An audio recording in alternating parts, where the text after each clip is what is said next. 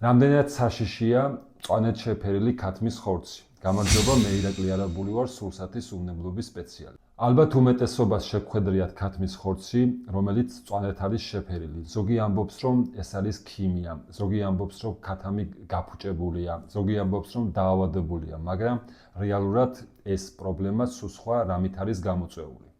ქათმის ხორცის მწვანე შეფერილობა დაკავშირებულია არა მოწამვლასთან, ინფექციასთან და ქიმიასთან, არამედ ისეთ დაავადებასთან, რომელსაც ეწოდება იგივე ორეგონის დაავადება ან მწვანე კუნთის დაავადება. დაავადება ძირითადად გვხვდება ბროილერის ჯიშის ქათმებში, რომელიც იზრდება ფერმებში.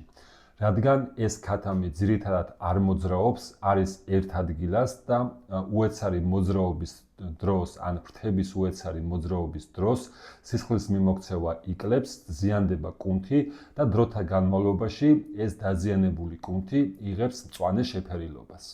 მდგომარეობა არ აზიანებს ქათმის ჯანმრთელობას, არ არის მომწამლელი, არ არის ინფექციური და ეს არ აზიანებს ქათმის ზოგად ჯანმრთელობის მდგომარეობას.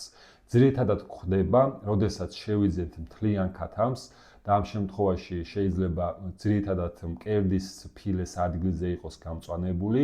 არ შეგვხვდება მწვანე ადგილები ისეთ ნაწილებზე, როგორც არის ფილე, რადგან როდესაც მუშავდება ქათამი და იჭრება სხვადასხვა ნაწილებად, მსგავსი გამწვანებული ადგილის აღმოჩენის შემთხვევაში ის დაიბრაკება და აღარ მოხვდება სარეალიზაციო ქსელში. ძირითადად გვხვდება მთლიანი ქათმის შემთხვევაში, რადგან თუ დაზიანებული აქვს ეს ხორცი, იმ ადგილს ვერ შეამჩნევს მწარმოებელი. მეტი ასეთი ინფორმაციისთვის და ვიდეოსთვის გამოიწერეთ ჩვენი არხები და გააზიარეთ ეს ვიდეო, ხოლო სურსათის უვნებლობის შესახებ კონსულტაციისთვის, ჰასპის დანერგვისთვის, ეტიკეტირებისთვის თუ ტრენინგებისთვის მოგწერეთ პირად შეტყობინებებში ან დაგვირეკეთ.